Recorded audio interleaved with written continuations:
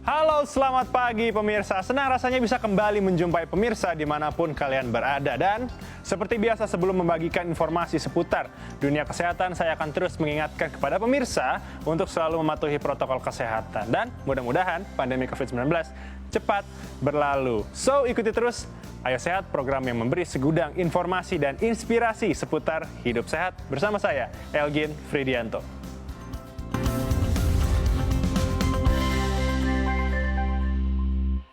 Pemirsa, beberapa episode lalu kita pernah membahas terkait kesehatan gigi. Hal ini penting karena dari mulut dan gigi, pertama kali asupan makanan yang kita butuhkan itu dihancurkan, pemirsa.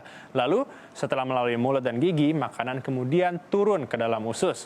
Selain mulut dan gigi juga, usus merupakan organ terpenting dalam menyerap nutrisi dari makanan. Salah satu keluhan yang kerap dialami masyarakat adalah radang usus. Dan saat radang usus ini terjadi, tentunya akan mengganggu sistem pencernaan hingga menyebabkan kurang maksimalnya penyerapan dari makanan yang pemirsa konsumsi. Lalu, bagaimana cara merawat usus agar terhindar dari kerusakan? Berikut informasinya untuk Anda. Inflammatory bowel disease atau yang kita kenal dengan radang usus umumnya diduga disebabkan oleh sistem kekebalan tubuh. Beberapa hal lain yang menyebabkan radang usus terjadi biasanya dipicu dari faktor pola hidup, seperti merokok. Selain pola hidup, pemicu lainnya adalah lingkungan dan seringnya mengkonsumsi obat antiinflamasi non-steroid. Walau gejala radang usus bervariasi, namun pada umumnya gejala radang usus muncul diawali dengan keluhan pada pencernaan bagian dalam. Di antaranya adalah munculnya rasa nyeri di perut hingga menyebabkan kram perut. Lalu, perut terasa kembung hingga hilangnya nafsu makan, berat badan menurun hingga BAB yang disertai dengan darah. Apabila gejala yang ditimbulkan sudah mulai dirasakan, baiknya sobat sehat segera periksakan diri ke dokter untuk mendapat diagnosa yang lebih pasti agar terhindar dari komplikasi serius yang dialami oleh usus. Lalu bagaimana caranya agar kita dapat mencegah terjadinya radang usus? Mengutip dari laman halodoc.com, ada beberapa hal yang perlu sobat sehat lakukan. Yang pertama adalah dengan menghindari kondisi stres, lalu hindari makanan yang tinggi lemak, makanan pedas, atau minuman mengandung kafein. Hindari merokok, rajin mencuci tangan, menjaga kebersihan makanan, dan mengelola dengan baik kondisi penyakit bagi pengidap diabetes, darah tinggi, dan kolesterol. Lalu, bagaimana cara mengobati radang usus apabila penyakit ini sudah terjadi? Sobat Sehat dapat temukan jawabannya di Ayo Sehat.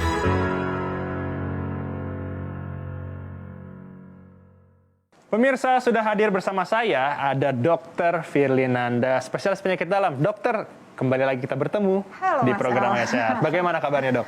Baik, alhamdulillah, Mas sehat. Alhamdulillah baik. Nah, pemirsa perlu menjadi informasi bahwa Dr. Firly dan juga kru yang bertugas pada hari ini, pagi hari ini, sudah melewati protokol kesehatan yang ketat dan juga sudah melakukan tes terhadap COVID-19. Nah, Dr. Firly, kita masih bicara soal usus, tapi sekarang kita bicara soal radang usus. Nih, di belakang kita sudah ada gambar organ-organ manusia, terutama usus. Biasanya, Dr. Firly, radang usus ini terjadi di mana? Boleh ditunjukkan? Ya, oke. Kita bahas radang usus yang terkait dengan, kalau disebut secara medis itu namanya inflammatory bowel disease ya. Oke. Jadi inflammatory bowel disease itu dibagi menjadi dua dulu nih supaya pemirsa tahu. Dia ada yang namanya penyakit Crohn dan ada yang namanya colitis ulceratif. Karena tempatnya berbeda yang terkena. Kalau yang penyakit Crohn, dia tuh bisa mengenai dari hampir seluruh saluran pencernaan. Oh, semua berarti ya? Seperti kita tahu mulai dari mulut, kerongkongan, ke lambung, kemudian usus 12 jari, usus halus tuh yang kecil-kecil, lalu lanjut ke usus besar. Nah, kalau penyakit Crohn dia bisa kena di mana aja. Usus besar bisa kena, usus halus bisa kena, bisa sampai ke lambung, ke kerongkongan, bisa kena, bahkan bisa sampai ke mulut muncul sariawan. Oh, sariawan. Betul, kalau itu penyakit Crohn. Tapi kalau yang namanya colitis ulceratif, nah dia hanya ada di radang usus besar, gitu. Jadi letaknya hanya di usus yang besar ini. Kalau itu untuk penyakit yang disebut dengan colitis ulceratif. Jadi berbeda tempat-tempatnya. Ya, tapi ya mengenainya di saluran pencernaan sih memang. Oke, nah tentu kan ini kedua penyakit yang berbeda. Tapi untuk gejala-gejalanya, apakah sama? Dan mungkin bisa dijelaskan oleh Dr. Firly untuk gejala-gejalanya apa aja sih? Iya, betul. Kalau untuk gejalanya hampir sama. Semuanya bisa muncul dengan gejala yang sama. Seperti pertama misalkan diare kronik, diare yang berkepanjangan. Kemudian nyeri perut yang hebat. Tapi biasanya nyeri perut yang sering muncul adalah pada penyakit yang colitis ulceratif. Terus kemudian yang juga sering muncul ada buang air besar berdarah. Gitu. Oke. Jadi kalau buang air besar berdarah kita bisa juga duga itu adalah penyakit di radang usus. Kemudian sulit buang air besar. Nah, itu juga bisa menjadi gejala dari radang usus. Penurunan berat badan itu juga bisa muncul pada dua penyakit ini. Karena sama-sama inflammatory bowel disease. Oke. Nah, biasanya tuh yang memicu terjadinya munculnya mungkin ya gejala-gejala itu dan akhirnya terjadi radang usus itu apa aja, Dok? Sebenarnya sampai saat ini belum ada yang bisa dibilang pasti memicu untuk terjadi radang usus karena penyebabnya pun ini masih multifaktorial. Tapi yang diduga biasanya adalah lifestyle nih, seperti merokok, makan makanan yang banyak mengandung pengawet, yang mengandung perisai, kemudian pola hidup yang tidak baik, kurang olahraga, banyak stres gitu. Biasanya itu yang menjadi pemicu gitu. Walaupun masih multifaktorial ya penyebab penyakit ini. Nah, kalau untuk orang-orang yang beresiko terkena radang usus, bagaimana? Kalau beresiko secara usia dulu nih. Kalau secara usia dia biasanya banyaknya di usia 20 sampai 40 tahun. Walaupun di luar itu tidak menutup kemungkinan bisa terjadi juga, tapi itu yang paling beresiko di antara 20 sampai usia 40 tahun. Kemudian yang tadi saya sampaikan dengan orang-orang yang dengan pola hidupnya yang tidak baik nih, merokok, konsumsi alkohol, makan makanan yang tidak sehat, kurang berolahraga, banyak stres fisik, stres pikiran gitu. Biasanya sih itu. Oke, kalau untuk faktor gen atau keturunan ada nggak, Dok? Ada, betul. Bahwa genetik juga bisa menjadi salah satu faktor yang menyebabkan penyebab munculnya si inflammatory bowel disease. Dan selain itu juga kalau kita mau telaah nih secara penyebabnya, yang paling bisa menyebabkan adalah gangguan di sistem imun, di saluran pencernaan gitu. Itu yang menyebabkan munculnya inflammatory bowel disease. Baik. Nah, Dokter Fili, tentu pemirsa di rumah juga penasaran nih untuk penanganan dan juga asupan-asupan vitamin tentunya agar terhindar dari peradangan usus. Tapi jangan dijawab dulu, Dok. Pemirsa di rumah, jangan beranjak dulu. Ayo, saya akan segera kembali usai jeda.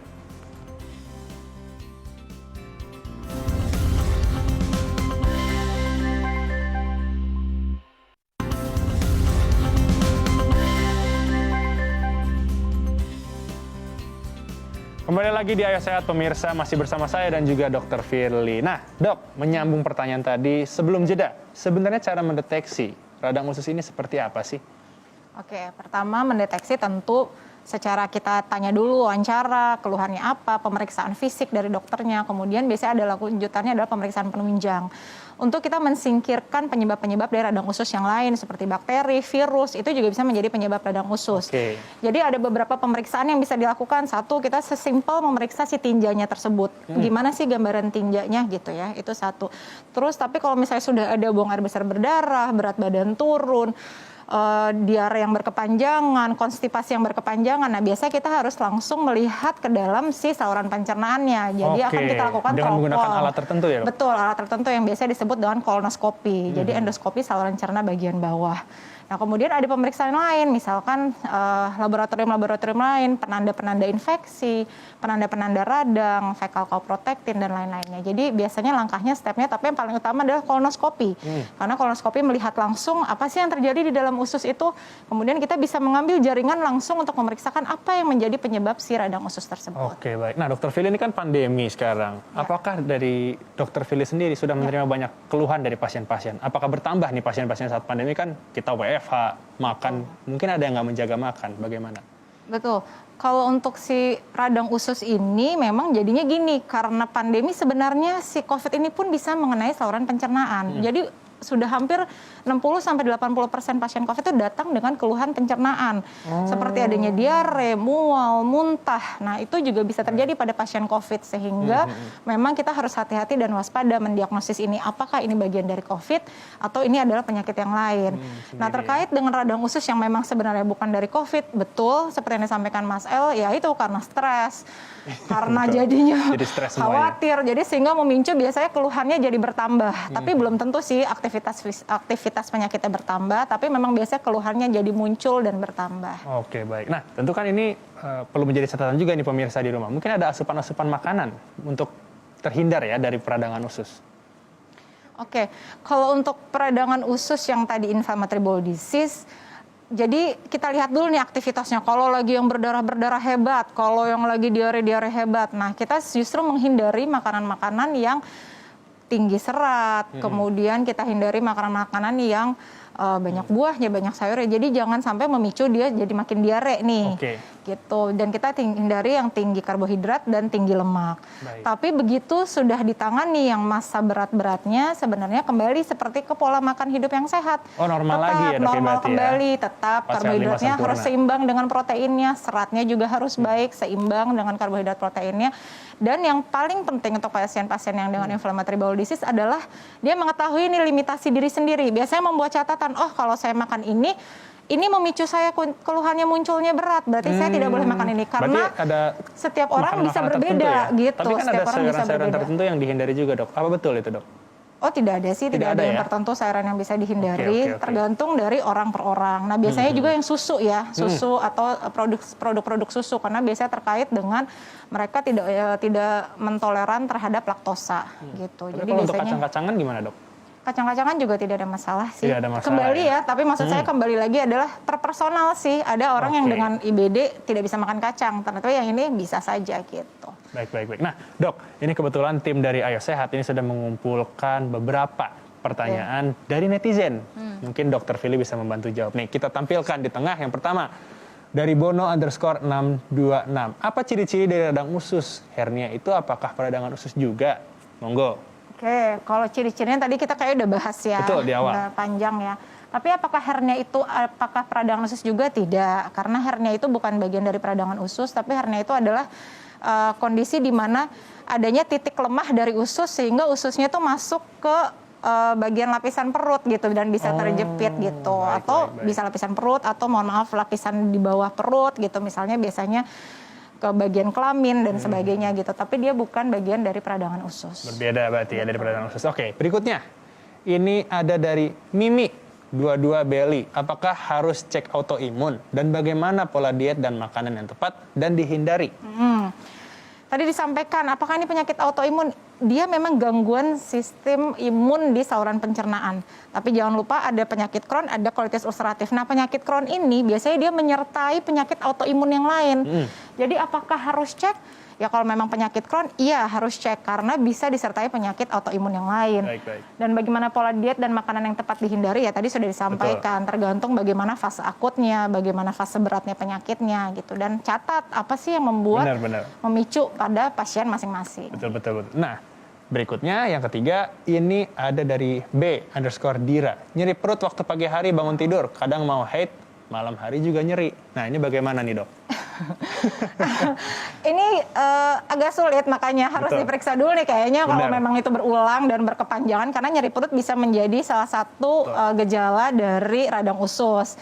Sehingga kalau misalnya itu berkepanjangan dan rasanya tidak membaik, saya rasa sih harus diperiksakan ke dokternya ya untuk memastikan apakah itu jangan-jangan hubungannya sama haid atau memang bisa betul hal yang ada lain juga. penyakit yang lain. Betul. Nah, Dr. Fili tentu pemirsa juga ingin mengetahui nih cara penanganan dan juga pengobatannya dari radang usus ini. Tapi jangan dijawab dulu, Dok. Pemirsa di rumah, jangan beranjak dulu karena Ayo Sehat akan segera kembali usai jeda.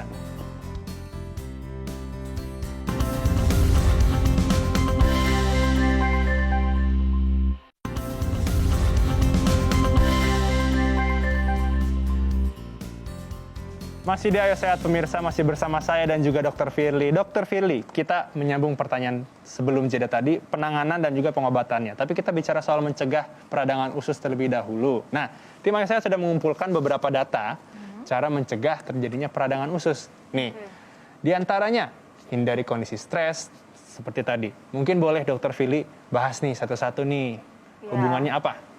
Ya, jadi kalau kayak hindari kondisi stres, yang mungkin banyak nggak tahu bahwa sebenarnya si otak dan pikiran kita itu mempunyai jalur khusus terhadap saluran pencernaan. Baik. Jadi kalau misalkan stres itu sangat mempengaruhi apa yang terjadi di dalam saluran pencernaan karena dia punya jalur khusus tuh langsung Seperti kalau hubungannya misalnya antara. stres, wah lapar Ya nih misalkan bawaannya Mas nih. Al deh mau ujian, bawaannya mules, deg-degan, ya kan? Betul, Nah itu makan sebenarnya terus. sebagai contoh simpel aja bahwa Benar, sebenarnya benar. memang otak tuh punya pengaruh khusus untuk saluran pencernaan. Jadi hindarilah kondisi stres. Makanan berlemak, makanan pedas dan berkafein itu juga menyebabkan, nah kalau misalnya lagi diare kronik, nah itu kan akan menyebabkan si diarenya makin berat. Betul. Kemudian kalau kayak makanan berlemak justru menyebabkan konstipasinya makin berat gitu. Baik. Jadi hindarilah yang seperti itu. Nah merokok, merokok itu juga karena dia adalah memberikan stres kepada saluran pencernaan dan juga seluruh tubuh. Jadinya terganggulah si saluran pencernaan itu Saling fungsinya. berkesinambungan ya. Betul. Rajin mencuci tangan, ya itu adalah tentunya kalau ini terkait dengan mungkin radang usus yang lain juga ya. Karena kan kalau kita nggak rajin cuci tangan pas makan ada bakteri, ada yang Itu akan macam-macam masuk ke bisa dalam usus masuk. dan Nah itu akan bisa menyebabkan bereaksi radang ya. usus bereaksi. Betul-betul. Nah, berikutnya dok, monggo. Menjaga kebersihan makanan tadi terkait ya dengan penyebab-penyebab yang lain, bakteri dan sebagainya. Nah, kelola penyakit diabetes, darah tinggi, dan kolesterol dengan baik. Sebenarnya ini merupakan satu kesatuan yang memang kalau secara kondisi umumnya punya radang usus, kalau punya penyakit-penyakit yang kayak gini lagi ya akan memperberat nih kalau tidak dikelola dengan baik gitu. Kan tadi kan sama tuh kayak kolesterol, makanan berlemak gitu. Jadi memperbaiklah juga kondisi-kondisi penyakit lain sehingga kondisi si radang ususnya ini juga ikut membaik. Gitu. Baik. Nah, Dokter Firly, berikutnya, kalau untuk pengobatannya sendiri, ada apa aja sih? Apakah sampai harus operasi? Nah, tergantung ya. Pertama pengobatannya tentu sebelum obat-obatan masuk ya tadi modifikasi lifestyle, makanan dijaga dan sebagainya, olahraga, anti merokok, anti alkohol. Yang kedua obat-obatan. Kita biasanya akan menilai dulu nih sejauh mana sih aktivitas si radang usus ini, apakah dia berat, apakah dia sedang, atau dia ringan. Kalau misalkan dia ringan, ya kita bisa masuk obat-obatan minum saja. Kalau misalkan dia sedang, tergantung lagi. Bisa hanya obat-obatan minum, bisa sampai kita masukin obat-obatan yang lewat infus atau lewat suntikan. Nah, kalau dia berat, dan dia sampai menimbulkan komplikasi. Komplikasinya apa? Sampai komplikasi ya berarti ya? Bisa bikin komplikasi. Penyumbatan si saluran pencernaan, tidak bisa buang air besar, perut kembung. Kemudian bisa juga karena udah rusak si dinding saluran ususnya itu pecah. Nah, itu harus operasi atau bisa menyebabkan jadi seperti ada terowongan gitu hubungan antara si usus sama lapisan luar. Nah, kalau yang sudah seperti itu, yang dengan komplikasi, yang sudah berat, betul bisa sampai harus pasiennya dioperasi. Oke. Tapi sebenarnya dok, bisa sembuh total nggak sih? Kalau misalnya sampai yang berat tadi, kalau misalnya yang agak ringan kan mungkin chance untuk sembuh totalnya ada. Nah, kalau yang sudah berat? Bisa sembuh total, betul. Ya kita atasi dulu, tentu yang tadi bisa bikin komplikasi, operasinya selesai, kita obati. Tentu jenis obatnya yang sudah tinggi ya levelnya gitu, tidak bisa lagi hanya melalui obat-obatan oral, bisa sembuh total. Tapi bisa kambuh lagi juga sih untuk penyakit. Kambuhan berarti ya, kambuhan bisa juga, makanya betul. penting sekali menjaga pola hidup yang baik dan mencegah supaya nggak kambuh lagi. Oke, nah tadi bicara soal ususnya pecah. Untuk operasinya, ini apakah ditutup kembali atau bagaimana dok? Ditutup kembali, jadi biasanya kalau si radang ususnya itu bisa bikin sampai pecah, berarti kan dinding di situnya sangat tidak baik kondisinya. Biasanya itu bagian teman sejawat saya nih dokter bedah, biasanya akan dipotong yang memang menyebabkan si ususnya itu pecah karena dia lemah dindingnya, kemudian akan dipotong dan disambung sehingga yang tadinya pecah itu ya sudah bisa tertutup dan infeksi yang ada di lapisan perut ini biasanya akan dibersihkan. Oke, baik. Nah, bicara soal pandemi dok, ini kan tentu radang usus ini mungkin terjadi pada pasien COVID-19 dan apakah ini menjadi sebuah komorbid dok? Ya, bisa. Kalau dia memang terkena COVID dan ternyata si radang usus besarnya ini belum terkontrol dengan baik, itu bisa menjadi komorbid. Maksudnya adalah bisa menjadi memperberat kondisi si COVID-19-nya. Oke. Nah, ini bicara soal vaksin berikutnya dok. Lagi rame nih ya vaksinnya, baru justru muncul ini kan soalnya. Syaratnya banyak banget nih untuk seseorang bisa diberikan boleh vaksin. divaksin atau tidak, iya. Kalau si pemirsa di rumah mungkin yang menderita radang usus, apakah boleh divaksin? Ya, jadi kami sudah dari Perhimpunan Saluran Pencernaan sudah memberikan masukan buat para yang ingin menjalani vaksin. Kalau punya radang usus yang inflammatory bowel disease ini ya, bila terkontrol dengan baik, maksudnya terkontrol, obat-obatannya masih jalan terus, keluhannya sudah tidak ada, itu boleh mendapatkan vaksin. Tapi kalau radang usus penyebab yang lain, misalkan bakteri atau virus, ya ditangani dulu nih si bakteri sama virusnya. Kalau sudah selesai, boleh mendapat vaksin. Jadi kalau memang radang usus yang inflammatory bowel disease ini kan pengobatannya panjang. Betul. Tapi kalau dia sudah baik ya nggak masalah, malah bagus harus divaksin. Gitu kan tadi kalau nggak jadi berat nanti kondisi COVID-nya. Betul, nanti malah terjadi komplikasi malah ya dok ya. Nah, tapi sebenarnya dok, ini sebenarnya ada tambahan sedikit ya, saya tadi lupa. Sebenarnya kalau misalnya untuk orang-orang, memang yang setiap hari ini kan tadi sempat dikatakan bahwa cara mencegahnya ialah kurangi kafein. Itu mungkin bisa dijelaskan dok, karena kan bagaimana nih kafein ini kan udah menjadi salah satu lifestyle yang mungkin WFH ini nih kurang nih kayaknya kalau misalnya kerja tapi nggak ngopi. Nah, gimana tuh? Mungkin kalau misalnya berlebihan ya, sebenarnya Mas El, bukan berarti bahwa kafein itu dilarang 100% tidak boleh gitu karena untuk mencegah radang usus. Tapi memang di beberapa studi dan di beberapa penelitian konsumsi kafein yang berlebihan dia sangat bisa mempengaruhi saluran pencernaan, merusak dinding-dinding mukosa atau dinding-dinding dari saluran pencernaan sehingga ya itu bisa jadi menyebabkan radang ususnya makin memberat gitu. Mungkin karena jadi, rasanya juga ya terlalu berat. karena jadinya. apa yang terkandung dalam si kopi itu sih, si kafein itu sendiri, zat kafein itu sendiri yang bisa menyebabkan gangguan dari si dinding usus dinding ususnya. tersebut. Oke, baik. Terakhir nih dok, mungkin bisa memberikan tips dan himbauan terhadap pemirsa di rumah tentunya agar terhindar dari peradangan usus. Silahkan. Ya, kalau supaya terhindar, tadi disampaikan pola hidup yang sehat, jangan lupa banyak konsumsi makanan-makanan yang memang sehat, seimbang, hindari stres, berolahraga yang teratur. Makan makanan yang sehat itu adalah untuk menjaga si bakteri baik yang ada di dalam usus, karena dia berperan juga tuh untuk melindungi usus dari radang. Sehingga jangan makan makanan yang jangan mengkonsumsi makanan yang tadi merusak kayak ada pengawetnya, lemaknya banyak, berlebihan. Ya. Gitu. Dr. Firly, terima kasih untuk informasinya. Terima kasih juga sudah datang di program Ayo Sehat pagi hari ini. Nah, pemirsa, tentu semua tips dan himbauan tentunya dari Dr. Firly ini semoga berguna agar bisa terhindar dari peradangan usus. Nah, usai sudah perjumpaan kita pada program Ayo Sehat hari ini. Tetap saksikan program Ayo Sehat setiap hari Senin hingga hari Jumat pukul 10.30 waktu Indonesia bagian Barat. Hanya di Kompas TV, independen, terpercaya. Saya Agin Fridianto bersama Dr. Firly, pamit undur diri. Tetap jaga protokol kesehatan dan tetap jaga kesehatan. Sampai jumpa. Dokter, terima kasih.